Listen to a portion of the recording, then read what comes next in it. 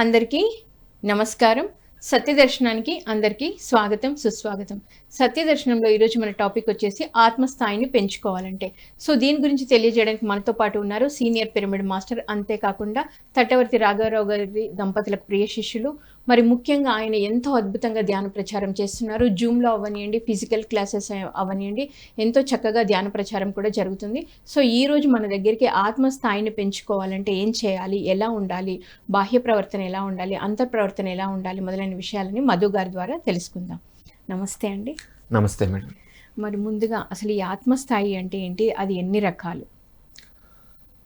ముందు మనందరి జగద్గురు బ్రహ్మర్షి పితామహ పత్రిస్ గారికి ధన్యవాదాలు తెలుపుకుంటూ, అలాగే నన్ను తట్టి లేపిన గురువులు బ్రహ్మ విద్యారిష్ట తట్టవర్తి రాజలక్ష్మి మేడం, తట్టవర్తి వీరరావు దంపతులు, వారికి కూడా ధన్యవాదాలు తెలుపుకుంటూ, నా పిఎంసి చూసిన ప్రేక్షకులందరూ కూడా నా యొక్క నమస్కారం. మరి ఈరోజు ఆత్మస్థాయి పెంచుకోవాలంటే అనే అంశం గురించి మరి నేను అర్థం చేసుకున్నది మీతో పంచుకుంటాను. ఇది తట్టవర్తి రాఘవరావు సారు భగవంతుడు అంటే ఒక పుస్తకం రాయడం జరిగింది. ఆ పుస్తకంలో ఉంది ఈ అంశము. మరి ఇక్కడ భూమి మీద మానవులుగా పుట్టిన ప్రతి ఒక్కరం కూడా మనం గమనిస్తే ఒక్కొక్క మానవుది ప్రవర్తన ఒక్కొక్క విధంగా ఉంటుంది. మనం చూస్తేనే మన ఇంట్లో వాళ్ళతోనే మనం గమనించుకోవచ్చు, లేదంటే మన బంధువుల్లో కావచ్చు, మన ఊళ్ళో వాళ్ళు కానీ ఇట్లా బయట మనం చూస్తే అందరిది ప్రవర్తన ఒకే విధంగా ఉంటుందంటే అందరిది ఒకే విధంగా ఉండదు. ఎందుకంటే ఇక్కడ మానవ జన్మలో ఏంటంటే ఒక్కొక్కరు ఒక్కో జన్మలో ఉన్న వాళ్ళు ఉంటారు. కొంతమంది 50 జన్మల్లో ఉన్న వాళ్ళు ఉంటారు, కొంతమంది 100 జన్మల్లో ఉన్న వాళ్ళు ఉంటారు, అలా 150 జన్మలు కావచ్చు, 200, 300 జన్మలు అలా ఉన్న వాళ్ళు ఉంటారు. కాబట్టి వాళ్ళ ప్రవర్తన ఆ జన్మలను బట్టి వాళ్ళ ఆత్మస్థితి అనేది ఉంటుంది. సో ఇక్కడ ఈ ఆత్మస్థాయిలో మనకి ప్రతిసారి ఏం చెప్పారంటే వీటిని ఇంకా 3 రకాలుగా, అంటే ప్రారంభ జన్మలో ఉన్న వాళ్ళుగా, మధ్యస్థ జన్మలో ఉన్న వాళ్ళుగా, చివరి జన్మలో ఉన్న వాళ్ళుగా 3 రకాలుగా సార్ చెప్పడం జరిగింది. మరి ఇందులో 7 ఆత్మస్థాయిలు చెప్పారు సార్ మనకు. అంటే 7 ఆత్మస్థాయిలు అంటే ముందు మనం ఒక పూర్ణాత్మ నుంచి ఒక చిన్న అంశగా విడిపడి వస్తాం. ఒక అంశాత్మగా భూమి మీదకి విడిపడి వస్తాం. వచ్చిన తర్వాత ఈ సృష్టిలో ఉన్నటువంటి 84 లక్షల రకాల జీవులు, జీవరాశులు ఏవైతే భగవంతుడు సృష్టించాడో ఆ ప్రతి దాంట్లో కూడా మనం జన్మ తీసుకోవడం జరుగుతుంది. అంటే శిలలుగా కొన్ని జన్మలు, ఖనిజాలుగా, తర్వాత వృక్షాలుగా, క్రిమి కీటక సర్పజాతిగా, తర్వాత పక్షి జాతిగా, అంటే ఎగిరే జంతువులు, పాకే జంతువులు అయిన తర్వాత ఎగిరే జంతువులు, దాని తర్వాత 4 కాళ్ళ జంతువులుగా జన్మ తీసుకొని ఆఖరికి ఇవన్నీ అయిపోయి మానవ జన్మలోకి ప్రవేశిస్తుంది. అంటే మానవ జన్మలోకి ప్రవేశించడానికి ముందు ఏంటంటే 83,99,999 రకాలు జీవుల, జీవరాశులు ఏవైతే ఉన్నాయో వాటన్నిటిలో జన్మ తీసుకొని అప్పుడు మానవ జన్మలోకి ప్రవేశిస్తున్నారు. సో అట్లా మానవ జన్మలోకి వచ్చిన తర్వాత ఇక్కడ పత్రిసారి మనకు 7 స్థాయిలు ఉంటాయని చెప్పారు. ఆత్మస్థాయిలు 7 ఉంటాయని చెప్పారు. అవి శైశవాత్మ స్థాయి, బాలాత్మ స్థాయి, యువాత్మ స్థాయి, ప్రౌఢాత్మ స్థాయి, తర్వాత వృద్ధాత్మ స్థాయి, విముక్తాత్మ స్థాయి, చివరగా వచ్చేసి పూర్ణాత్మ స్థాయి అని 7 స్థాయిలు ఉంటాయని ఇందులో పత్రిసారు దాని గురించి దాని గురించి వివరంగా చెప్పడం జరిగింది. ఓకే. అంటే ఈ ఆత్మలు మీరు ఇన్ని 7 స్థాయిలు ఉంటారు. ఒక్కొక్క స్థాయిలో ఉన్నప్పుడు వాళ్ళ యొక్క ప్రవర్తన ఎలా ఉంటుంది? ఇప్పుడు ఇందాక మనం చెప్పుకున్నాం, అంటే మానవుల్లో అందరి ప్రవర్తన ఒక విధంగా ఉండదని, ఎందుకంటే వాళ్ళు తీసుకున్న జన్మలను బట్టి ఆ విధంగా ఉంటుందని. సో మొట్టమొదటిగా ఏంటంటే జంతు జన్మల్లోంచి మానవ జన్మలోకి ఫస్ట్ వచ్చిన దాన్ని అంటే ప్రాథమిక స్థాయి, ప్రాథమిక జన్మల్లో ఉన్న వాళ్ళని చెప్తాం, ప్రారంభ జన్మలని అని కూడా అంటాం. ఆ స్థాయిలో ఉన్న వాళ్ళని ఏంటంటే ఫస్ట్ శేషవాత్మ స్థాయి అని అంటాం. ఫస్ట్ జంతు జన్మల్లోంచి అప్పుడే మానవ జన్మలోకి ప్రవేశించిన వాళ్ళు. ఈ శేషవాత్మ స్థాయిలో ఉన్న వాళ్ళు ఏంటంటే అప్పటి వరకు జంతు జన్మలు తీసుకొని మానవ జన్మలోకి వచ్చారు కాబట్టి వాళ్ళ ప్రవర్తన కొంత జంతు ప్రవర్తన లాగా ఉంటుంది. జంతు ప్రవర్తన అంటే తినడం, తాగడం, పడుకోవడం, ఎంటర్టైన్మెంట్, ఎంజాయ్మెంట్. ఇప్పుడు అదే భోగాల మీద దృష్టి ఉంటుంది, తినడం, తాగడం, పడుకోవడం మీద, దాని మీదే దృష్టి ఉంటుంది. వేరే వాటి మీద దృష్టి అనేది వాళ్ళకు ఉండదు. ఇంకా చెప్పాలంటే ఈ శైశవాత్మ స్థాయిలో ఉన్న వాళ్ళు పూర్తిగా నాస్తికత్వంలో ఉంటారు. అంటే దేవుడు లేడు అని అంటారు, ఇంకా ఉంటే చూపించు అని కూడా అంటుంటారు. మరి వాళ్ళు ఎందుకు అలా ప్రవర్తిస్తున్నారు, అలా ప్రవర్తించకూడదు కదా అంటే అది తప్పేమీ కాదు. ఎందుకంటే అది వాళ్ళు తీసుకున్న జన్మస్థితి, వాళ్ళ స్థాయి ఆ విధంగా ఉంది కాబట్టి వాళ్ళ ప్రవర్తన ఆ విధంగా ఉంది. ఇప్పుడు ఒక చిన్న పిల్లవాడు ఏంటంటే ఒక పొయ్యిలో చేపెట్టడానికి వెళ్ళాలనుకోండి, ముందు తల్లి వాడిని హెచ్చరిస్తుంది, తిడుతుంది, ఆఖరికి వినకపోతే ఒక దెబ్బ కొడుతుంది. అంటే అది తప్ప అంటే వాడికి తెలియదు అప్పుడు. అలాగే శైశవాత్మ స్థాయిలో ఉన్నప్పుడు కూడా ఏంటంటే వాళ్ళ ప్రవర్తన ఎందుకు అలా ఉందంటే అది వాళ్ళు తీసుకున్న జన్మస్థితిని బట్టి ఆ విధంగా ఉంటుంది, కానీ అది వారి దోషమేమీ కాదు అని చెప్పారు. అలా శైశవాత్మ స్థాయిలో ఉన్న వాళ్ళు ఏంటంటే దేవుడు లేరు, ఉంటే చూపించిన నాస్తికత్వంలో ఉంటారు. అలాగా వాళ్ళు కొన్ని జన్మలు తీసుకోవడం జరుగుతుంది. అలా తీసుకున్న తర్వాత ఏమిటంటే వాళ్ళు ఇంకా శైశవాత్మ స్థాయిలో ఉన్న వాళ్ళు ఇంకేం చెప్తారు, మనకు చక్రాల్లో చెప్పాలంటే మూలాధార చక్ర స్థాయి అని కూడా అంటాం. మూలాధార చక్ర స్థాయి. ఇప్పుడు దాన్నే సార్ ఇంకా అర్థం కావడానికి ఏం చెప్పారంటే, పిల్లల విషయంలోకి వచ్చినట్లయితే అప్పుడే పుట్టిన చెంటి పిల్లవానిగా చెప్పారు. ఈ శేషవాత్మ స్థాయిలో ఉన్న వాళ్ళని అప్పుడే పుట్టిన చెంటి పిల్లవాని స్థాయిగా చెప్పడం జరిగింది.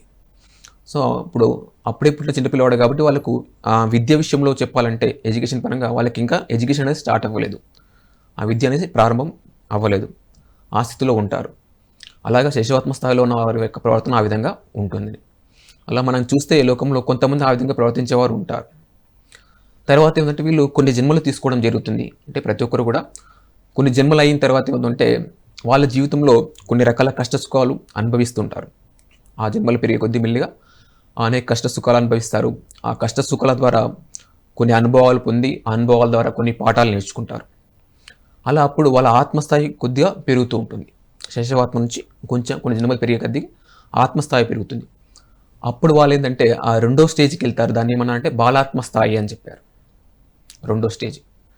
సో ఇక్కడ బాలాత్మ స్థాయిలో ఏం చేస్తారంటే వీళ్ళ యొక్క ప్రవర్తన ఎలా ఉంటుందంటే, కొన్ని జన్మలు గడిచాయి, కొన్ని అనుభవాలు పాఠాలు నేర్చుకున్నారు కాబట్టి ఒక ఆలోచన వస్తుంది ఏంటంటే ఇదంతా కూడా ఏదో శక్తి నడిపిస్తుంది, ఆ శక్తే దేవుడు అని, దేవుడు ఉన్నాడని ఒక నమ్మకం వస్తుంది. అప్పటి వరకు కొన్ని జన్మలు ఏమో దేవుడు లేడని అన్నారు. తర్వాత కొన్ని జన్మలు గడిచిన తర్వాత ఏంటంటే ఇదంతా కూడా ప్రపంచంలో ఇదంతా కూడా ఏదో శక్తి నడిపిస్తుంది, ఆ శక్తి ఎవరు అంటే దేవుడు అని, దేవుడు ఉన్నాడని నమ్మకం కలుగుతుంది. ఇది బాలాత్మ స్థాయిలో జరుగుతుంది. అట్లా నాస్తికత్వంలోంచి ఆస్తికత్వంలోకి వస్తారు. దేవుడు ఉన్నాడని నమ్మకం. వీళ్ళు దేవుడు ఉన్నాడని అంటారు కానీ నేను నమ్మిన వాడే దేవుడు అంటారు. నేను నమ్మిన వాడే దేవుడు, ఇంకెవరు దేవుడు కాదు అని అంటారు. అలాగా బాలాత్మ స్థాయిలో ఉన్నప్పుడు వాళ్ళ యొక్క ప్రవర్తన ఆ విధంగా ఉంటుంది. దేవుడు ఉన్నారంటారు కానీ నేను నమ్మిన వాడే దేవుడు అంటారు. అలా వీళ్ళని ఏం చెప్తారంటే చంటి పిల్లవాడు పాకే దశ అని చెప్తారు. అంటే ఇంతకుముందు ఫస్ట్ శైశవాత్మలో ఉన్నప్పుడేమో అప్పుడే పుట్టిన చంటి పిల్లవాడి దశ అన్నారు. ఇక్కడ కొన్ని జన్మలు పెరిగిన తర్వాత అంటే ఆ పిల్లవాడు మెల్లగా పాకుతూ ఉన్నాడు, పాకే దశ చెప్తారు. ఎడ్యుకేషన్ పరంగా వీళ్ళని చెప్పాలంటే వీళ్ళు ప్రైమరీ స్కూల్ అప్పుడే ప్రాథమిక చదువులు ప్రారంభించిన వాళ్ళుగా చెప్పడం జరుగుతుంది. వీళ్ళని స్వాదిష్టాన చక్ర స్థాయిగా చెప్తారు, రెండో చక్ర స్థాయిగా చెప్తారు. అంటే ఈ చక్రంలో ఉన్నప్పుడు వాళ్ళ ప్రవర్తన ఈ విధంగా ఉంటుందని. దేవుడు ఉన్నారని ఆస్తికంలోకి వస్తారు, నమ్ముతారు. నమ్మడం వల్ల ఏం చేస్తారంటే ఇక్కడ వీళ్ళు పూజలు, భజనలు, ప్రార్థనలు అవి చేస్తుంటారు. ఇది రెండో స్థాయిలో ఈ విధంగా వాళ్ళ ప్రవర్తన ఆ విధంగా ఉంటుంది. అలా మనం చూస్తే లోకంలో ఈ విధంగా ప్రవర్తించే వాళ్ళు కూడా కొంతమంది ఉంటారు. ఆ తర్వాత ఇంకా కొన్ని జన్మలు తీసుకుంటారు. అలా జన్మలు పెరుగుతూ ఉంటాయి. జన్మలు పెరిగే కొద్దీ వాళ్ళ ఆత్మస్థాయి ఇంకొంచెం పెరిగి అవగాహన ఇంకొంచెం పెరుగుతుంది. అక్కడ ఇంకా జన్మలు పెరిగే కొద్దీ కొన్ని అనుభవాలు నేర్చి ఆ పాఠాలు నేర్చుకుంటారు. ఇక్కడ ఏమవుతుందంటే ఈ సృష్టి అంతా ఉన్నది నడిపించేది ఒకటే దేవుడు, ఒకటే శక్తి, రకరకాల రూపాలు వేరైనా కానీ అంతా ఒకటే దేవుడు అని ఆ అభిప్రాయానికి వస్తారు. ఇక్కడ ఇంతకుముందేమో నడిపిస్తుంది ఇదంతా ఒక దేవుడు, నేను నమ్మిన వాడే దేవుడు అన్నారు. ఇక్కడ యువాత్మ స్థాయి అంటుంది థర్డ్. ఈ యువాత్మ స్థాయిలో ఏమవుతుందంటే దేవుడు ఒక్కడే అనే విషయం వాళ్ళు అవగాహన చేసుకుంటారు. అవగాహన చేసుకుని ఇంతకుముందు పూజల వరకు చేశారు, ఇప్పుడు స్తోత్రాలు చదువుతూ ఉంటారు. అలా యువాత్మ స్థాయిలో ఆ స్థాయి పెరిగే కొద్దీ వాళ్ళ ముందు పూజలు చేసి తర్వాత ఈ స్తోత్రాలు అవన్నీ కూడా పారాయణ చేస్తూ ఉంటారు. వీళ్ళని చంటి పిల్లవాడు తప్పటడుగులు వేసే వాడిగా చెప్తారు. అంటే పిల్లవాడు ఎదుగుతున్నట్టుగా, ముందు అప్పుడే పుట్టిన చంటి పిల్లవాడు, తర్వాత పాకే దశ, తర్వాత తప్పటడుగులు వేయడం నేర్చుకున్నట్లుగా. దీన్ని యువాత్మ స్థాయి అని చెప్తారు. చక్రం విషయంలో చెప్పాలంటే మణిపూరక చక్ర స్థాయి అని అంటారు. అలాగే విద్య విషయంలో ఇక్కడ సార్ ఏం చెప్తారంటే వీళ్ళు హై స్కూల్ వాళ్ళుగా చెప్తూ ఉంటారు. ఫస్ట్ ఎలిమెంటరీ స్కూల్ ఏమీ విద్య లేదు, తర్వాత ఎలిమెంటరీ స్కూల్, తర్వాత హై స్కూల్ వాళ్ళకి అట్లా. అలా చెప్పిన తర్వాత ఇంకా కొన్ని జన్మలు తీసుకోవడం జరుగుతుంది. అంటే ఇది ప్రతి ఒక్కరికి జరుగుతూ ఉంటుంది. అది ఆ జన్మలు పెరిగితే కానీ, ఆ కష్టాలు, ఆ అనుభవాలు పొందితే కానీ, ఆ పాఠాలు నేర్చుకుంటే కానీ ఆ జ్ఞానం అనేది రాదు కాబట్టి. అలా ఇంకా కొన్ని జన్మలు పెరిగిన తర్వాత ఏం చేస్తారంటే ఇక్కడ మరి నాలుగోది వస్తారు యువాత్మ, తర్వాత ప్రౌఢాత్మ స్థాయి అని చెప్తారు, ఫోర్త్ స్టేజ్. ఈ ప్రౌఢతస్మాయిలో ఏం చేస్తారంటే ఇక్కడ వీళ్ళు ఆ, ముందు పూజలు స్తోత్రాల వరకు వచ్చిన తర్వాత ఇక్కడ జపాలు కూడా చేస్తుంటారు. ఇక్కడ వీళ్ళు ఆ పుస్తకాల ద్వారా కావచ్చు, వేదాంతుల ద్వారా కావచ్చు, పెద్దల ద్వారా ఏం తెలుసుకుంటారంటే ఆ, దేవుడు ఎక్కడో లేడు, నాలోనే ఉన్నాడు అని తెలుసుకుంటారు. దేవుడు ఎక్కడో లేడు, నాలోనే ఉన్నాడనే విషయం తెలుసుకోవడం జరుగుతుంది. ఇక్కడ తెలుసుకొని ఆ పుస్తకాల ద్వారా అవన్నీ వాళ్ళు తెలుసుకుంటారు. అలా తెలుసుకుని ఇక్కడ ఏంటంటే ఈ స్థాయిలో కూడా వాళ్ళ యొక్క ప్రవర్తన ఆ విధంగా ప్రవర్తిస్తూ ఉంటారు. ఇంకా ఏంటంటే వీళ్ళని చక్రస్థాయిలో చెప్పాలంటే అనాహత చక్రస్థాయిగా చెప్తారు. 4th అనాహత చక్రస్థాయి. వీళ్ళని విద్య విషయంలో చెప్పాలంటే కాలేజీ స్థాయి వారిగా చెప్తారు. అక్కడ ఇంకా ఏంటంటే ఆ నడిచే దశగా, పిల్లవాడిగా చెప్పాలంటే నడిచే దశగా చెప్తారు. తప్పడడుగుల నుంచి నడక నేర్చిన బాలుగా చెప్తారు. అక్కడ తర్వాత ఇంకా కొన్ని జన్మలు తీసుకోవడం జరుగుతుంది. తీసుకున్న తర్వాత ఏమవుతుందంటే ఇక్కడ 5th స్టేజ్ ఏమొస్తుందంటే వృద్ధాత్మ స్థాయి అని అంటాం. సో ఈ వృద్ధాత్మ స్థాయిలో ఏమవుతుందంటే మనకు ధ్యానం అనేది పరిచయం అవుతుంది. వృద్ధాత్మ స్థాయిలో దాదాపు చెప్పాలంటే ఇక్కడికి వచ్చేసరికి సుమారు 300 జన్మలు పడుతుంది. మనం చెప్పుకుంటాం కదా, ధ్యానంలో రావాలంటే కనీసం 300 జన్మలు పడుతుంది. అంటే ఈ వృద్ధాత్మ స్థాయికి రావడానికి, ధ్యానం పరిచయం అవ్వడానికి సుమారు 300 జన్మల టైం అట్లా పడుతుంది. సో అప్పటి వరకు పూజలు, స్తోత్రాలు, జపాలు చేసిన వాళ్ళు ఇక్కడికి వచ్చిన తర్వాత ఏంటంటే దేవుడు నాలో ఉన్నాడని తెలుసుకున్నారు. ఆ దేవుడు ఆత్మ అని తెలుసుకొని ఆ దేవుడిని పట్టుకునే ప్రయత్నం, అంటే ఆత్మని పట్టుకునే మార్గం ఈ ధ్యానం అని తెలుసుకొని ధ్యానం చేయడం స్టార్ట్ చేస్తారు. అంటే ఇంతకుముందు జన్మల్లో అవన్నీ చేసి ఇప్పుడు ఈ వృద్ధాత్మ స్థాయికి వచ్చిన తర్వాత ఇక్కడ ధ్యానం చేయడం స్టార్ట్ చేశారు.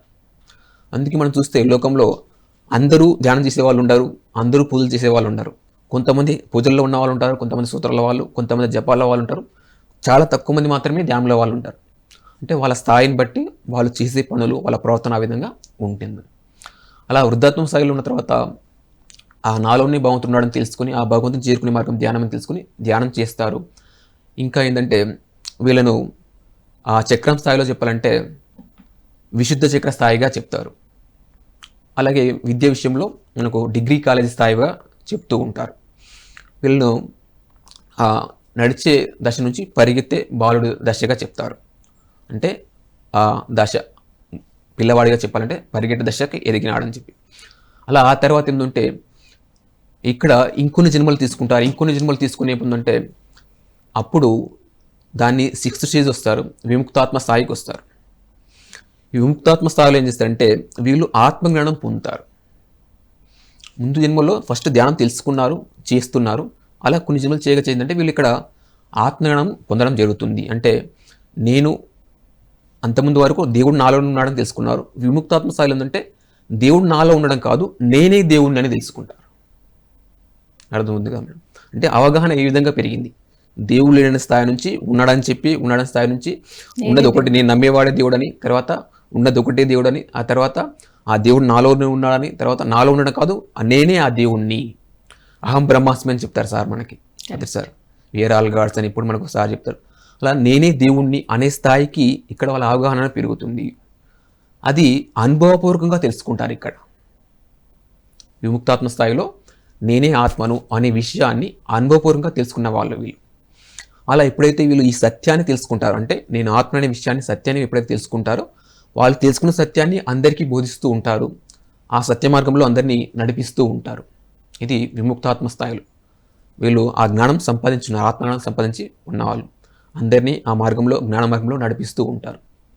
అలాగా వీళ్ళని అన్ని పనులు చేయగలిగిన బాలు దశగా చెప్తారు. వీళ్ళు అన్ని పనులు చేయగలుగుతారు. విద్య విషయంలో అయితే మనకు పోస్ట్ గ్రాడ్యుయేషన్ స్థాయిగా చెప్తారు. ఈ విముక్తాత్మ స్థాయిలో వాళ్ళని చెప్పాలంటే ఎడ్యుకేషన్ పరంగా అంటే పోస్ట్ గ్రాడ్యుయేషన్ స్థాయి లెవెల్ వారీగా చెప్తారు. అలా చక్రాల స్థాయిలో చెప్పాలంటే ఆజ్ఞా చక్ర స్థాయి. అంటే ఇక్కడ మనకు ఆజ్ఞా చక్ర స్థాయి అంటే ఇక్కడ మెల్లిగా దివ్య దృష్టి, మూడో కన్ను తీర్చుకోవడం అది జరుగుతుంది. అలాగా ఇవన్నీ కూడా వాళ్ళు చేయడం జరుగుతుంది. ఆ భవిష్యత్తును వాళ్ళు చూడగలగడం అవన్నీ కూడా వాళ్ళు చేయగలుగుతారు. థర్డ్ ఐ తోటి అవన్నీ కూడా. అలా ఇంకా జ్ఞానం సంపాదించుకునే మొదటి ఇంకా కొన్ని జన్మలో ఏమంటే చివరిగా పూర్ణాత్మ స్థాయికి ఎదుగుతారు. 7th స్టేజ్, ఫైనల్ స్టేజ్ అనేది. ఆ పూర్ణాత్మ స్థాయికి ఎదిగినప్పుడు ఏమవుతుందంటే అక్కడ పూర్ణమైన జ్ఞానం సంపాదించుకుంటారు. పూర్ణమైన జ్ఞానం అంటే పూర్తిగా ఆత్మజ్ఞానం గురించి, బ్రహ్మజ్ఞానం గురించి పూర్తిగా అంతా అవగాహన ఉన్నవాళ్ళు, తెలుసుకున్న వాళ్ళు. అంటే అసలు ఈ సృష్టి ఎలా ఏర్పడింది, ఈ సృష్టి ఆవిర్భావం ఏంటి, సృష్టి యొక్క రహస్యాలు ఏంటి, సృష్టి నియమాలు ఏంటి, ఈ సృష్టి రచన గురించి అంతా కూడా అవగాహన ఉన్నవాళ్ళు. ఇదంతా జ్ఞానం ఉన్న వాళ్ళు ఏమంటే పూర్ణాత్మ స్థాయిలో వాళ్ళు, ఒక బ్రహ్మజ్ఞాని స్థాయిలో వాళ్ళని చెప్తారు. చెప్పాలంటే మనకు ఇప్పుడు పత్రి సార్ బ్రహ్మర్షి అంటే ఆయన ఒక బ్రహ్మజ్ఞాని స్థాయి. ఆ స్థాయిలో ఉన్న వాళ్ళందరూ కూడా ఒక పూర్ణాత్మ స్థాయిలో ఉన్న వాళ్ళే. కాబట్టి ఆ స్థాయిలో ఉండాలని మనం ఆ విధంగా విద్య విషయంలో చెప్పాలంటే అన్ని పనులు పూర్తి నైపుణ్యంతో చేయగలిగినటువంటి యోగుని దశ అని అంటారు. అంటే పూర్ణాత్మ స్థాయి అంటే పూర్ణ జ్ఞానం ఉంది కాబట్టి వీళ్ళు అన్ని పనులు పూర్తి నైపుణ్యంతో చేయగలిగినటువంటి యోగుని దశ అని ఇక్కడ వాళ్ళకు చెప్పడం జరుగుతుంది. అలాగా పూర్ణాత్మ స్థాయిలో వాళ్ళు ఇంకా వీళ్ళు ఏం చెప్తారంటే ఎడ్యుకేషన్ పరంగా చెప్పాలంటే పిహెచ్డి స్థాయి. ఇప్పుడు ప్రాపంచికంలో పిహెచ్డి అనేది చాలా హైయెస్ట్ లెవెల్. అలాగా ఆధ్యాత్మికంలో మనం చూసినట్లయితే ఈ పూర్ణాత్మ స్థాయి వాళ్ళు ఒక పిహెచ్డి లెవెల్లో వారిగా మనం చెప్పవచ్చు. అలాగా వీళ్ళను మరి చక్రాల స్థాయిలో చెప్పాలంటే లాస్ట్ సహస్రార స్థాయి. అది చక్రం అనే సహస్రారం అనేది స్థితి స్థాయి అని చెప్తాం. ఆ సహస్రార స్థాయి వారిగా ఈ పూర్ణాత్మ స్థాయిలో చెప్తారు. అంటే వీళ్ళు బ్రహ్మజ్ఞానులై అందరికీ ఆ జ్ఞానాన్ని ఆత్మజ్ఞానాన్ని బోధిస్తూ ఉంటారు. వీళ్ళకి అంత అవగాహన ఉంటుంది ఒక పద్ధతి స్థాయిలో ఉన్న వాళ్ళు. కాబట్టి ఇక్కడ దీన్ని బట్టి మనకి ఏమవుతుందంటే ప్రతి ఒక్కరం కూడా ఆ అంశాత్మక విడిగా వచ్చిన ప్రతి ఒక్కరం కూడా పూర్ణాత్మ స్థాయికి ఎదగాల్సిందే. మన ఆత్మస్థాయి అనేది మనం తీసుకునే జన్మలను బట్టి ఏ విధంగా పెరుగుతుంది అనేది. అయితే ఇక్కడ మనం ఈ ధ్యాన మార్గాలకు వచ్చిన తర్వాత ఈ ధ్యానం చేయడం ద్వారా ఇంకా బాగా ఎదుగుదల అనేది స్పీడ్గా ఉంటుంది. ప్రతిసారి చెప్పిన పనులు చేయడం ద్వారా ఎదుగుదల అనేది ఇంకా మనకు చాలా స్పీడ్గా తొందరగా ఆ స్థాయికి చేరుకోవచ్చు. పర్ఫెక్ట్గా చెప్పారు. ఇందాక మీరు ఏ అంశాత్మైన పరమాత్మ స్థితికి చేరుకోవాల్సింది. శ్రీకృష్ణ పరమాత్మ కూడా భగవద్గీతలో చెప్పారు, ప్రతి ఒక్క జీవాత్మ కూడా పూర్ణాత్మకు వెళ్ళాలి, లేకపోతే మళ్ళీ జన్మలు తీసుకోవాల్సిందే. ఈ జన్మ మరణ చక్రాల్లో ఉంటూనే ఉంటారు. పూర్ణాత్మగా వెళ్తేనే ఇంకా మన ఇష్ట ప్రకారం వస్తామని చెప్పారు. చాలా వండర్ఫుల్, చాలా చక్కగా చెప్పారు. ఇప్పుడు మరి ఈ విగ్రహారాధన గురించి తీసుకుంటే అసలు అది ఎవరు చేయకూడదు, ఎందుకు చేయకూడదు? సో ఇక్కడ ఇందులోనే మనం తెలుసుకున్న టాపిక్లు ఏంటంటే ఇప్పుడు విగ్రహారాధన ఎందుకు చేయకూడదు, ఎవరు చేయకూడదు అంటే ముందు ఫస్ట్ అసలు ఎందుకు స్టార్ట్ అయింది అనేది కూడా తెలుసుకోవాలి. ఓకే, ఎందుకు స్టార్ట్ అయిందో తెలిస్తే పెట్టిన ఇప్పుడు విగ్రహారాధన చేస్తున్నారంటే అది ఎవరో ఒకరు ప్రవేశపెట్టారు. అవునా? ఎవరొకరు ప్రవేశపెడితేనే అది ఉంది. ఆ పెట్టిన వాళ్ళు ఏ ఉద్దేశంతో పెట్టారు అంటే మనకంటే పూర్వం ఉన్న ఒకరొక పెద్దలు, ఒక రకంగా చెప్పాలంటే మనకంటే పూర్వం ఉన్నంత ఒకనొక టైంలో ఒక పెద్దలు ఏం చేశారంటే వాళ్ళు ఒకనొక టైంలో అది ప్రవేశపెట్టారు విగ్రహారాధన ఇవన్నీ కూడా. మరి వాళ్ళు ఎందుకు ప్రవేశపెట్టారు, వాళ్ళు ప్రవేశపెట్టిన ఉద్దేశం ఏంటనేది ఇక్కడ మనం తెలుసుకుంటే అది అర్థమవుతుంది మనకు. సో నేను విన్న దాని ప్రకారం మనకు త్రేతాయుగం, కృతయుగం, ద్వాపరయుగం, కలియుగం 4 యుగాలు చెప్తారు కదా మేడం. సో త్రేతాయుగంలో ఏంటంటే అందరూ కృతయుగంలో అందరూ ధర్మంగా జీవించాలి, 100% ధర్మంగా జీవించేవాళ్ళు. త్రేతాయుగం వచ్చేసరికి ఏంటంటే ధర్మం 3 పాదాల కింద అయిందంటారు. 75% ధర్మంగా జీవించేవాళ్ళు, ఒక 25% అధర్మంగా జీవించేవాళ్ళు. కృతయుగంలో ఏమో అందరూ దేవుళ్ళే, అందరూ 100% ధర్మంగా జీవించేవాళ్ళు. ద్వాపరయుగం ప్రారంభం వచ్చేసరికి ఏమైందంటే ఆ ధర్మం అనేది సన్నగిలిందంటే 50% అయిందంట. 2 పాదాలు ధర్మం, 2 పాదాలు అధర్మం. సగం మంది ధర్మంగా జీవించారు, సగం అధర్మం జీవించారు. ఆ ద్వాపరయుగం చివరికి వచ్చేసరికి ఏమైందంటే ధర్మం అనేది 1 పాదమై అధర్మం 3 పాదాలు అయిందంట. అంటే 75% అధర్మంలో జీవిస్తున్నారు, ఒక 25% మాత్రమే ధర్మంగా జీవిస్తున్నారు. అలాగా ద్వాపరయుగం అయిపోయిన తర్వాత కలియుగం ప్రారంభమయ్యేసరికి ఏమైందంటే ధర్మం అడుగంటిపోయింది అని అంటారు. అంటే ధర్మం 0% అయి అంతా అధర్మంగా జీవించే వాళ్ళే ఉన్నారు. సో ఆ సమయంలో ఉన్నటువంటి కొంతమంది పెద్దలు, సో శంకరాచార్యుల వాళ్ళ లాంటి వాళ్ళు ఏం చేశారంటే ఇప్పుడు ఈ కలియుగంలో ప్రజలంతా అధర్మంగా జీవిస్తున్నారు, అన్యాయంగా మోసాలు చేస్తూ, తప్పులు చేస్తూ, పాపాలు చేస్తూ, బలవంతుడు బలహీన దోచుకుంటూ ఇదంతా జీవిస్తున్నారని చెప్పేసి, మరి ప్రజలు ఇలా జీవిస్తే వీళ్ళని ఎవరూ కాపాడలేరు, రక్షించలేరు, వీళ్ళు ధర్మంగా జీవించాలి, వాళ్ళ ధర్మమే వాళ్ళని కాపాడుతుంది. కాబట్టి ఇప్పుడు మనకు సహా చెప్తారు ధర్మో రక్షిత రక్షిత అని. వాళ్ళు ధర్మంగా జీవిస్తే ధర్మం వాళ్ళని కాపాడుతుంది. కాబట్టి ఇలా అధర్మంగా జీవిస్తే కష్టమని వాళ్ళు ఆ ప్రజలకు వాళ్ళకు ధ్యానం అది చెప్తామంటే విని అర్థం తీసుకునే పరిస్థితులు లేరు ప్రజలు. కలియుగంలో ధ్యానం గురించి చెప్తే విని అర్థం తీసుకునే పరిస్థితులు లేరు. సో వాళ్ళకు ముందు దేవుడు ఉన్నాడనే విషయాన్ని వాళ్ళకి చెప్పాలని చెప్పి వాళ్ళు ఏం చేశారంటే, ఇప్పుడు దేవుడు ఉన్నాడని చెప్తే కూడా అక్కడ వాళ్ళు ఎలా ఉన్నారంటే ఉంటే చూపించు. ఇంతకుముందు మనం అనుకున్నాం దేవుడు ఉన్నాడంటే ఎక్కడున్నాడో దేవుడు ఉంటే చూపించు అని ఈ విధంగా ఆ పరిస్థితిలో ఉన్నారు. సో వాళ్ళు ఏం చేశారంటే ఈ ప్రజల్ని నాస్తికత్వంలో ఉన్న వాళ్ళని ముందు ఆస్తికత్వంలోకి తీసుకురావాలి. దేవుడు లేడనే వాడిని దేవుడు ఉన్నాడని ఇలా ఆ నమ్మకంలోకి తీసుకురావాలంటే వాళ్ళు ఆలోచించి ఆగమశాస్త్రం ప్రకారం అని నేను విన్నాను. ఆగమశాస్త్రం ప్రకారం 6వ శతాబ్దంలో ఈ పూజా విధానం అనేది వాళ్ళు ప్రారంభించారంట. ఈ విగ్రహారాధన ఇవన్నీ కూడా ప్రజల్లోకి తీసుకురావడం జరిగింది. తీసుకొచ్చి ఆ దేవుడు ఉన్నాడు నాయన, ఆ దేవుని మనం ఉన్నాడు కాబట్టి ఇక్కడ ఈ తప్పులు పాపాలు చేయకూడదని కొంత అవరకన ఉంటారని చెప్పేసి ఆ విధంగా ఆ విగ్రహారాధన ఆ విధంగా అప్పుడు స్టార్ట్ అయిందని నేను విన్నాను. అంటే వాళ్ళు పెట్టిన ఉద్దేశం చాలా మంచిదే. ఎందుకు పెట్టారంటే నాస్తికత్వంలో ఉన్న వాడిని ఆస్తికత్వంలోకి తీసుకురావడం కోసం, దేవుడు లేడనే వాడిని దేవుడు నాని నమ్మకం తీసుకురావడం కోసం ఆ విగ్రహాలు, ఆ ఫోటోలు అవన్నీ వాళ్ళు తీసుకురావడం జరిగింది. అలాగా ఆ స్థాయిలో ఉన్న వారికి అది అవసరం. ఆ స్థాయిలో ఉన్న వారికి, నాస్తికత్వంలో ఉన్న వారికి ఆ దేవుడు ఉన్నాడని చెప్పడం కోసం మన కోసం. ఇప్పుడు ఎల్కేజీ పిల్లవానికి బొమ్మల పుస్తకాలు కావాలి, అవును, వానికి అందులో చూపిస్తే వాడు అర్థం చేసుకుంటాడు. ఒక సింహము ఇది సింహము ఇది పులి అని చెప్పాలంటే వాడికి ఆ బొమ్మల పుస్తకం చూపిస్తే అది బాగా అర్థమవుతుంది. అలాగా దేవుడు లేని వానికి ఆ విగ్రహాలు చూపించి ఇది రాముడు ఇది కృష్ణుడు అని చూపించి ఆ విధంగా వానికి ఆ నమ్మకం తీసుకోవడం కోసం ఆ విధంగా ఏర్పాటు చేయడం జరిగింది. కాబట్టి ఇక్కడ అది నాస్తికత్వంలో ఉన్న వాళ్ళు అందులోకి రావడం కోసం, అది తీసుకురావడం కోసం, దేవుడు ఉన్నాడని చెప్పడం కోసం ఆ విధంగా వాళ్ళు ఏర్పాటు చేశారు. కాబట్టి ఇక్కడ విగ్రహారాధన ఆ స్థాయిలో ఉన్న వారికి అది చేయొచ్చు, అది తప్పేం కాదు, ఎందుకంటే వాళ్ళ స్థాయి అది కాబట్టి. అయితే ఇక్కడ ధ్యానంలోకి వచ్చిన తర్వాత మనం ఇందాక చెప్పిన వృద్ధాత్మ స్థాయిలో ఉన్నప్పుడు ధ్యానంలోకి వస్తామని, ఇక్కడ ధ్యానంలోకి వచ్చిన తర్వాత అసలైన భగవంతుడు ఎవరో తెలుసుకుంటాము. దేవుడు ఎవరో మనకి పత్రిసారు లాంటి సద్గురువు మన జీవితంలోకి వచ్చిన తర్వాత ఆ సద్గురువు ద్వారా మనం తెలుసుకుంటాం ఆత్మే భగవంతుడు అనే విషయం. ఆయన ఎన్నో ఉపనిషత్తులు కావచ్చు, వేదాలు కావచ్చు, భగవద్గీత ఇలాంటి వాటిలోంచి, పురాణాల్లోంచి చదివి వాటి నుంచి మనకు చెప్పడం జరిగింది ఆత్మే పరబ్రహ్మము, ఆత్మే భగవంతుడు అని. సో ఇలా సద్గురు దగ్గరికి వచ్చిన తర్వాత ఇక్కడ మనం తెలుసుకుంటాము ఆత్మే భగవంతుడు అనే విషయం. అంతకుముందు వరకు మనకు ఏం తెలుసు అంటే ఆ విగ్రహమే దేవుడు, ఆ ఫోటోనే దేవుడు అని తెలుసు కాబట్టి ఆ పూజలు, స్తోత్రాలు, జపాలు, భజనలు, కీర్తనలు అవన్నీ చేస్తున్నాం.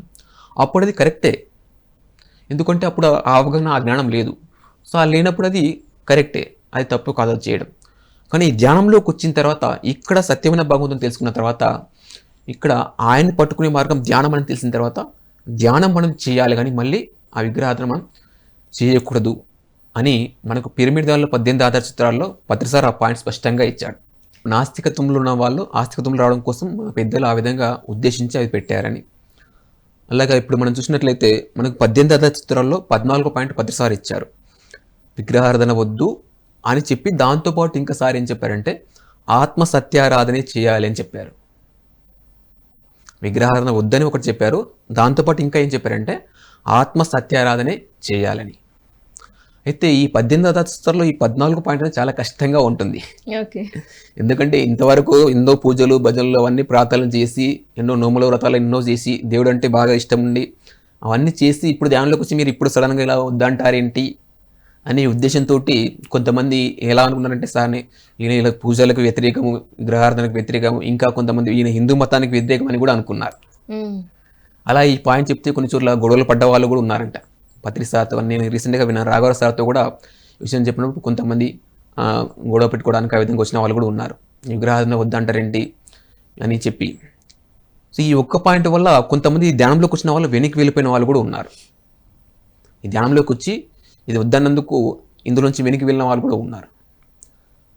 కానీ ఇక్కడ మనం కనుక కొంచెం ఆలోచిస్తే ఒక సద్గురువు, ఒక బ్రహ్మజ్ఞాని స్థాయిలో ఉన్న ఆయన ఒక పని నువ్వు చెయ్యొద్దు అని అన్నాడంటే అది మనకు నష్టం కలిగిస్తుంది కాబట్టే అది చేయొద్దు అని అన్నాడు. Wonderful point. అవునా మేడం? ఆయన ఒక బ్రహ్మజ్ఞాని స్థాయిలో ఉండి, ఒక సద్గురు స్థాయిలో ఉన్న ఆయన నువ్వు ఈ పని చేయొద్దు అని ప్రత్యేకించేది ఆయన మనకి చెప్పాడంటే అది మనకు నష్టాన్ని కలిగిస్తుంది కాబట్టి ఆ పని చేయొద్దు అని అన్నాడు. తర్వాత ఇంకా ఏం చేయమనంటే సత్యారాధన చేయమన్నాడు ఆయన. ఆత్మారాధన చేయంటే ఈ శ్వాస మీద ధ్యాస ఉంచి ధ్యానం చేయమని చెప్పారు. నువ్వు ధ్యానం చేస్తే నీకు విగ్రహారాధన అవసరం లేదు అని. సో అది కొంచెం మనం ఆలోచిస్తే అర్థమవుతుంది. అంత గొప్ప ఆయన ఎందుకు, ఆయన హిందూ మతానికి వ్యతిరేకం ఏమీ కాదు. అలాగే రాఘవరావు సార్ కూడా ఆయన చెప్పినప్పుడు కొన్ని చోట్ల ఇలా కొంతమంది విమర్శించారు. అయితే కొంచెం ఆలోచించిన తర్వాత నాకు ఆ టాపిక్ మాట్లాడుతూ నాకు ఏమనిపించిందంటే తటవర్తి రాఘవరావు సార్ భీమవరంలో ఫేమస్ టెంపుల్ కట్టారు, వెంకటేశ్వర స్వామి టెంపుల్. ఓకే, భీమవరంలోనే ఫేమస్ టెంపుల్ అది, వెంకటేశ్వర స్వామి టెంపుల్. సో ఆయన ధ్యానంలోకి రాకముందు వెంకటేశ్వర స్వామికి వీరభక్తుడు. ఎంత భక్తుడు అంటే ఇప్పుడు చెప్పాను, టెంపులే కట్టించాడు ఆయన. ప్రతి సంవత్సరం తిరుపతికి 2 సార్లు వెళ్ళి గుండు చేయించుకోవడం అవన్నీ చేసేవారంట. అంటే అంత భక్తిలో ఉన్న ఆయన ప్రతిసారి పరిచయం తోటి ఆయన ఈ ధ్యానంలోకి వచ్చి ఈ విషయాలు తెలుసుకున్న తర్వాత ఆయన జీవితం మారిపోయింది, నాకు యూటర్న్ లైఫ్. సో మరి ఆయన చెప్పినప్పుడు కొంత డౌట్ ఏమొచ్చిందంటే, మరి ఈయన మొదట్లో అనుకున్నాడంట ఈ విగ్రహారాధన వద్దంటున్నాడు కదా పత్రిసారు, మరి మేము గుడి కట్టించాము, గుడి తీసేద్దామా అని అనుకున్నాడంట. గుడి తీసేద్దాం. పత్రిసారి ఇది చెప్పాడు, మనకు ఆత్మీయ దేవుడు కదా, ఈ విగ్రహం మనకు ఇప్పుడు అవసరం లేదు అని చెప్పి తీసేద్దాం అనుకున్నాడు. కానీ పత్రిసారి వెళ్ళినప్పుడు సార్ ఏం చెప్పారంటే అది అవసరం లేదు అన్నాడు. అంటే నువ్వు కాలేజ్కి వెళ్ళావని స్కూల్ని తీసేస్తావా అని అన్నాడు. ఓకే, నువ్వు కాలేజ్ స్థాయికి పిహెచ్డి స్థాయికి వెళ్ళావని నీ స్కూల్ని తీసేస్తావా అని. ఆ స్థాయిలో ఉన్న వారికి అదే అవసరం. అదే అవసరం. వండర్ఫుల్ పాయింట్, చాలా చక్కటి పాయింట్ చెప్పారు. సో ఒక కాలర్ ఉన్నారు, కాల్ తీసుకుందాం.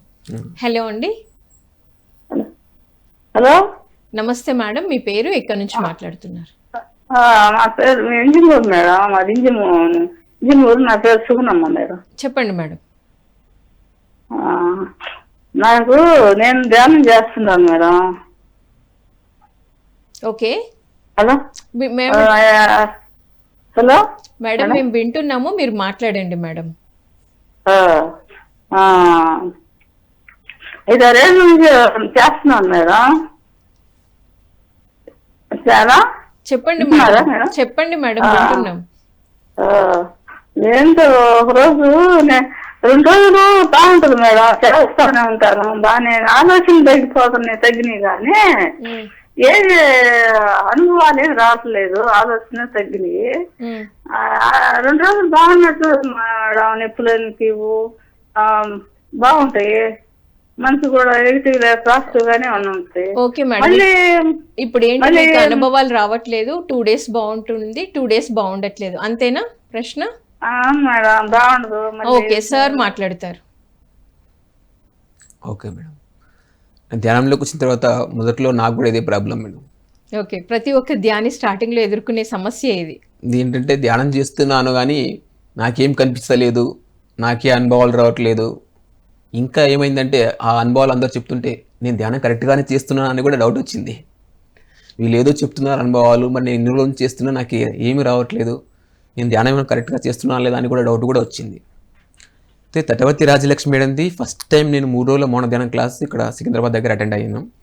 ఆ ఫస్ట్ క్లాస్లో మేడం ఏం చెప్పారంటే ఒక పాయింట్, స్ట్రాంగ్ పాయింట్ ఏంటంటే ధ్యానం అనుభవాల కోసం కాదు, ధ్యానం ఆత్మజ్ఞానం కోసం అని చెప్పారు. చాలా ఇంపార్టెంట్ పాయింట్, ధ్యానం అనుభవాల కోసం కాదు. ఎందుకంటే చేస్తే ప్రతిసారి ఏం చెప్పారంటే ధ్యాన అనుభవాలను బుక్ కూడా రాశారు సార్. అందులో ప్రాథమిక స్థాయిలో కొంతమంది కొన్ని రకాల అనుభవాలు వస్తాయని 7 రకాల అనుభవాల గురించి అందులో ఇచ్చారు. అయితే అనుభవాల గురించి ఇంకా సార్ ఏం చెప్పారంటే ధ్యానంలో అనుభవాలు వస్తే మంచిది అన్నాడు. వెంటనే ఏమనంటే రాకపోతే ఇంకా మంచిది అన్నాడు. కరెక్ట్, అవును, రాకపోతే ఇంకా మంచిది అన్నారు అని చెప్పారు. అంటే ఇక్కడ ఏంటంటే అందరికీ అనుభవాలు ఏమీ రావు, కొంతమందికి ప్రాధాన్యతలు కొన్ని రకాల అనుభవాలు వస్తుంటాయి, కానీ అవి ముఖ్యమేమీ కాదు, అవి వచ్చినా ఓకే, రాకపోయినా ఓకే. ఇంకోసారి సార్ ఏం చెప్పారంటే ఈ అనుభవాలు అనేవి ఒక చాక్లెట్లు బిస్కెట్ లాంటివి అని చెప్పాడు. ఎందుకు అలా అంటే ఇప్పుడు ఒక చిన్న పిల్లవాడు స్కూల్కి వెళ్తే ముందు వానికి ఒక చాక్లెట్ బిస్కెట్ ఇచ్చి రోజు అలవాటు చేయాలి, అట్లా చేస్తేనే వాడు పోతాడు.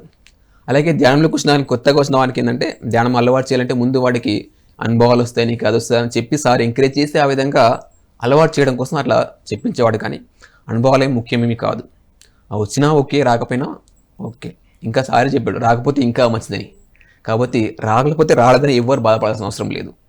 నేను మొదట్లో బాధపడ్డాను, కానీ మేడం క్లాస్ విన్న తర్వాత అది తెలుసుకున్నా, ఓహో అనుభవాల కోసం కాదు, ఏ ఋషి అయినా యోగులు కానీ మహర్షులు కానీ ఎవరిని మనం చూసుకున్నా వాళ్ళందరూ ఈ జ్ఞానం కోసమే ధ్యానం చేశారు, ఆత్మజ్ఞానం కోసమే సంపాదించుకున్నారు వాళ్ళు, కానీ అది అనుభవాలేమి ముఖ్యం కాదని చెప్పేసి అక్కడ అర్థమైంది.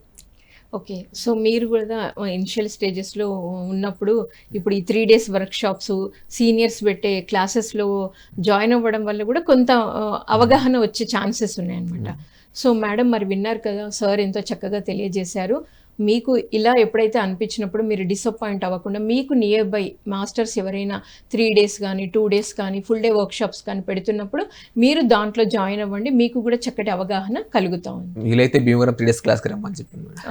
సో మధు గారు చెప్పినట్టు మీకు వీలైతే తట్టవర్తి రాఘవరావు గారు 3 days భీమవరంలో ఎవ్రీ మంత్ పెడుతూ ఉంటారు, సో దాంట్లో కూడా మీరు జాయిన్ అవ్వచ్చు.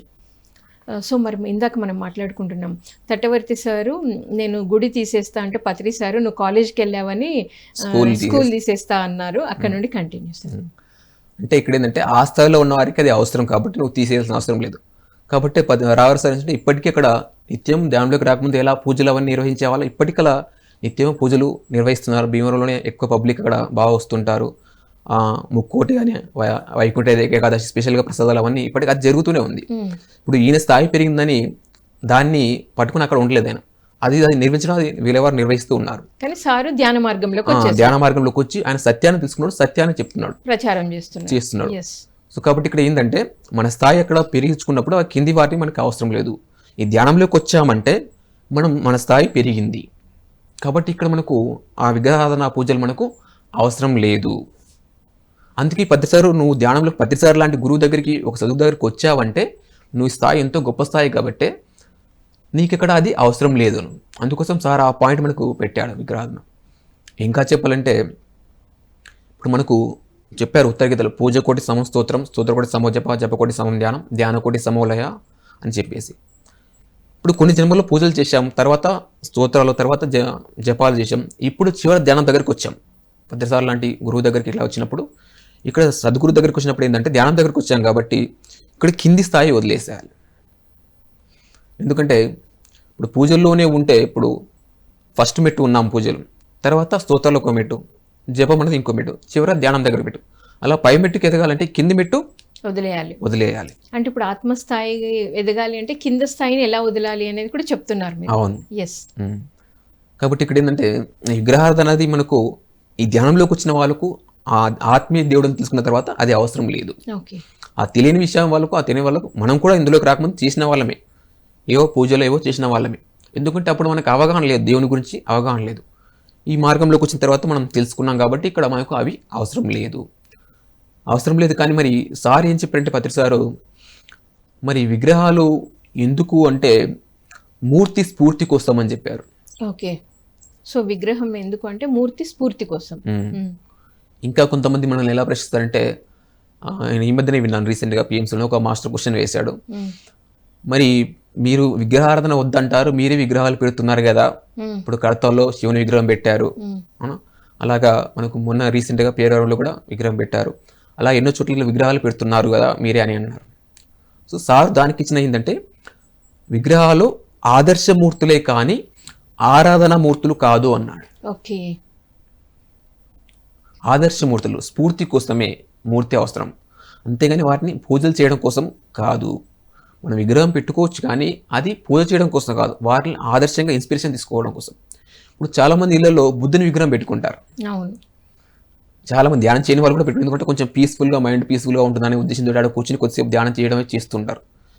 ఆ బుద్ధుని విగ్రహం చూస్తే వాళ్ళకి ఏం గుర్తుకు రావాలంటే ధ్యానం గుర్తుకు రావాలి. అలాగా మనం కూడా ఆ మూర్తి, ఆయన ఎంతో గొప్పవాడు, మహానుభావుడు, అంత గొప్ప యోగేశ్వరులు మనం మర్చిపోకూడదు, వాళ్ళని గుర్తించుకోవాలని వాళ్ళ విగ్రహాలు మనం పెట్టుకోవచ్చు. కానీ ఆ బుద్ధుని విగ్రహం పూజ చేస్తే మనకి ఏమీ రాదు. బుద్ధుడు నేర్పించిన ధ్యానం చేస్తే మనం బుద్ధుల్లా తయారవుతాం, కానీ ఆయన విగ్రహాన్ని పూజ చేస్తే మనకి ఏమీ రాదు. అలాగే సార్ ఇంకా ఏంటంటే ఒక వివేకానంద విగ్రహం కానీ, ఒక మహాత్మా గాంధీ విగ్రహం కానీ, ఒక మదర్ తెరెసా విగ్రహం మనం చూస్తాం అక్కడక్కడ కాలనీలో పెడుతుంటారు. ఎందుకంటే వాళ్ళు దేశం కోసం ఎంతో పాటుపడ్డారు, ఎంతో సేవ చేశారు. మనం కూడా వాళ్ళగా సేవ చేయాలి, వాళ్ళ జీవించాలి, వాళ్ళని ఆదర్శంగా తీసుకోవాలి, వాళ్ళ జీవితాల్ని మనం కూడా వాళ్ళ తయారు కావాలని, అలాంటి గొప్ప వాళ్ళు మనం మర్చిపోకూడదు, వాళ్ళు గుర్తుంచుకోవాలని ఆ విగ్రహాలు పెట్టుకోవడమే కానీ వాళ్ళ విగ్రహాలు పూజ చేయడం అని కాదు. అలాగా వాళ్ళని ఇన్స్పిరేషన్ కోసం మనం అవి పెట్టుకోవడం. అలాగే పద్మసారు కూడా పెట్టారంటే అక్కడ శివుడు ఇంకా ధ్యానం చేస్తున్నాడు. మనం అక్కడ చూస్తే విగ్రహం ఎలా ఉందంటే ధ్యాన ముద్రలో ఉంది. శివుడు ఇంకా ఇప్పటికీ ధ్యానం చేస్తున్నాడు. మనం కూడా శివుడిలా ధ్యానం చేయాలని, ధ్యానం చేయడం కోసమే అటువంటి విగ్రహాలు ఆదర్శంగా తీసుకునే కోసం పెట్టారు, కానీ అక్కడ వాటికి పూజ చేయడం అనేది కాదు. అలా పూజ చేస్తున్నామంటే పత్రిసారి చెప్పిన మాట ఇంకా మనకు అర్థం కాలేదు. సార్ పెట్టిన ఉద్దేశం ఏంటంటే అక్కడ ఆ విగ్రహం చూసి మనం స్ఫూర్తి తీసుకోవాలి, ఆదర్శంగా తీసుకోవాలి, వాళ్ళ మనం జీవించాలి అనే ఉద్దేశంతో మనకు అవి పెట్టారు, కానీ వాటికి పూజ చేయమని కాదు సార్ పెట్టింది. ఆయన విగ్రహారాధన వద్దనైనా పూజ ఎందుకు చేయమంటారు? సో అది అర్థం కాకపోతే వాళ్ళు ఏం చేస్తారంటే తెలియక మళ్ళీ పూజలు చేస్తూ ఉంటారు. అయితే ఇక్కడ ఏంటంటే దాని గురించి సరైన అవగాహన లేకపోవడం వల్ల చాలామంది ఇంకా భయపడుతూ ఉంటారు, పూజలు చేయడానికి దీన్ని కానీ అన్నీ మానేయడానికి భయపడుతూ ఉంటారు. కాకపోతే ఇక్కడ భయపడాల్సింది ఏం లేదు, ముందు దేవుడు ఎవరో తెలుసుకో అని చెప్తారు. రాఘవ సార్ అని చెప్పినట్టు ఎవరికైనా నువ్వు ముందు దేవుడు ఎవరో తెలుసుకో, దేవుని పట్టుకునే ప్రయత్నం చేయి. అదే మనకు సార్ చెప్పిన ధ్యానం, శ్వాస మీద ధ్యాస ధ్యానం ద్వారా నువ్వు ఆ భగవంతుని తెలుసుకుంటావు, ఆత్మను నువ్వు తెలుసుకుంటావు. కాబట్టి ఎవరైనా సరే ఏంటంటే ఈ శ్వాస మీద ధ్యాస నుంచి ధ్యానం చేసి మన మనసును శూన్యం చేసుకుంటే అప్పుడు మనం ఆ భగవంతుని ఆత్మను మనం తెలుసుకోవచ్చని భగవద్గీతలో శ్లోకం కూడా చెప్తుంటారు సారు. ధూమేన విరియతే వహ్ని ఏదో అనే ఆ శ్లోకం ఒకటి ఉంది. అందులో చెప్తారు, ధూళి చేత అద్దము, పొగ చేత అగ్ని, మావి చేత శిశువు కప్పబడినట్లు కామం చేత జ్ఞానం కప్పబడి ఉందని చెప్పారు. ఓకే. అంటే మురికి ఉన్నప్పుడు అద్దం మనకు ప్రతిబింబం కనిపిస్తుంది, అద్దంలో మన ప్రతిబింబం. అలాగే పొగ వస్తున్నప్పుడు లోపల ఆ నిప్పు అనేది కనిపించదు. అలాగే ఆ మావి ఉన్నప్పుడు లోపల శిశువు కనిపించదు. అలాగే కామం అంటే ఇక్కడ అర్థం ఏంటంటే మనస్సు అనేది, కామం అనేది మనస్సు సంబంధించింది. జ్ఞానం అంటే ఆత్మ అనేది, ఆత్మ. సో ఆ కామం చేత జ్ఞానం కప్పబడిందంటే ఆత్మ అనేది మనసు వల్ల కప్పబడి ఉంది. ఆ మనసును ఎప్పుడైతే శూన్యం చేసుకుంటావో అప్పుడు నీకు ఆత్మ సాక్షాత్కారం అవుతుంది. ఆ మనసును శూన్యం చేసుకునే మార్గమే ప్రతిసారి మనకి అయినటువంటి ఈ శ్వాస మీద ధ్యాస ధ్యానం. కాబట్టి ఇక్కడ ఏంటంటే ఎందుకు మనం విగ్రహాలు చేయకూడదంటే ఆ కింది స్థాయి అనేది వదిలితేనే మనం ఎంతో ఉన్నత స్థాయికి ఎదుగుతాము. ఆత్మస్థాయి మనం పెంచుకోవాలంటే ఆ కింది స్థాయిని వదిలేయాలి. అప్పుడు ఆ విధంగా ఎదిగితే వదిలేస్తేనే మనం ఎదుగుతాము. లేదు నేను ఇంకా అవే చేస్తానంటే నువ్వు ఇంకా ఎదగలేవు. ఇప్పుడు మనం చదువుకున్నాం primary school, high school, college, university అని. ఇప్పుడు స్కూల్లో మనకు బెంచీలు బాగున్నా మన స్కూల్ బాగుంటుందని స్కూల్లోనే కూర్చుందంటే ఒప్పుకుంటారా? కరెక్ట్. స్కూల్ స్థాయి దాటి కాలేజీకి వెళ్ళాల్సి వచ్చినప్పుడు కాలేజీకి వెళ్ళాలి. ఎస్. అలాగా ధ్యానం స్థాయికి వెళ్ళినప్పుడు మనం అవి అవసరం లేదు, మన స్థాయి పెంచుకోవాలని. కాబట్టి ఇక్కడ ఏంటంటే ఆ కింది స్థాయిని మనం వదిలేయాలి. ఇక్కడ మళ్ళీ పూజలు ఇవన్నీ మానేయడం అంటే కొంతమంది ఏమంటారు వెనక్కి వెళ్ళడేమో అనుకుంటారు. వెనక్కి వెళ్ళడం కాదు, నువ్వు ఇంకా అత్యున్నత స్థాయికి ఎదుగుతున్నావు, ఉన్న స్థాయి నుంచి ఉన్నత స్థాయికి ఎదుగుతున్నావు. కాబట్టి అక్కడ అది ఇంకా నీకు లాభం కలిగించే పని కానీ నష్టం కలిగించేది కాదు. ఆర్య సమాజ స్థాపకుడైన స్వామి దయానంద సరస్వతి వారు కూడా చెప్పారు. ఆయన ఇంకా ఏం చెప్పారంటే ఈ ఆధ్యాత్మిక మార్గంలోకి వచ్చిన తర్వాత పూజ మెట్టు కాదు అగడత అని చెప్పారు. చెప్పారు. అవును, మూర్తి పూజ మెట్టు కాదు అగడత. కానీ ఇక్కడ ఏంటంటే లోకంలో అంతా విగ్రహం మీద దేవుడు అజ్ఞానంలో ఉన్నారు కాబట్టి ఈ మంచి విషయాలు చెప్పే వాళ్ళని వాళ్ళు ఎప్పుడూ హింసిస్తూనే ఉంటారంటే సార్ ప్రతిసారి చెప్పారు, ఓషో రజనీష్ను ఆయనకు విషయం పెట్టి చంపేశారంట. స్వామి దయానంద సరస్వతిని గాజు పెంకులు వేసి ఆయన చంపేశారు. అలాగే బాలగంగాధర్ తిలక్ స్వాతంత్రం కోసం ఆయన పోరాటం చేశారు, ఆయన అండమాన్ జైల్లో వేశారు. ఈ మంచి చేసే వాళ్ళందరినీ ఇట్లా లోకం అంతా విమర్శిస్తూనే ఉంటుంది. మనం కూడా విగ్రహాలను వద్దంటే మనల్ని కూడా విమర్శిస్తూనే ఉంటారు. వీళ్ళు పిరమిడ్ వాళ్ళు పూజలకు వ్యతిరేకము, హిందూ మతానికి వ్యతిరేకమని అంటున్నారు. మనం హిందూ మతానికి వ్యతిరేకం కాదు, వ్యతిరేకమైతే గుళ్ళు తీసేస్తాం కానీ మనం గుళ్ళు ఏం తీసేయలేదు, ఏం వద్దని లేదు. ఆ స్థాయిలో ఉన్న వారికి అది మన స్థాయి వాళ్ళకి ధ్యానం చేసే వాళ్ళకి అది వద్దు అని చెప్తున్నామంటే. వండర్ఫుల్ మధు గారు, చాలా చక్కగా ఆత్మస్థాయిని పెంపొందించుకోవాలంటే ఏం చేయాలి, ధ్యానం ఎలా ఉపయోగపడుతుంది, మీ అనుభవ జ్ఞానాన్ని, పత్రి సార్ దగ్గర తీసుకున్న జ్ఞానాన్ని, తట్టవర్తి సార్ దగ్గర తీసుకున్న జ్ఞానాన్ని ఎంతో అద్భుతంగా తెలియజేశారు. Thank you so much. Thank you madam. మాకు ఈ అవకాశం ఇచ్చినందుకు మన గురుగారు బ్రహ్మర్షి పత్రిజ్ గారికి, అలాగే నాకు ఈ జ్ఞానం ఇచ్చినటువంటి తట్టవర్తి రారోసారి రాజలక్ష్మి దంపతులకు, చూస్తున్న మన పిఎంసి ప్రేక్షకులకు అందరికీ కూడా ధన్యవాదాలు. Thank you very much. So విన్నారు కదండి, మరి సత్యదర్శనంలో ఈరోజు ఎంతో అద్భుతమైన టాపిక్ గురించి ఎంతో చక్కగా మధు గారు ఎక్స్ప్లెయిన్ చేశారు. రేపు సత్యదర్శన కార్యక్రమంలో మరొక మాస్టర్తో మళ్ళీ కలుద్దాం. అప్పటి వరకు చూస్తూనే ఉండండి సత్యదర్శనం.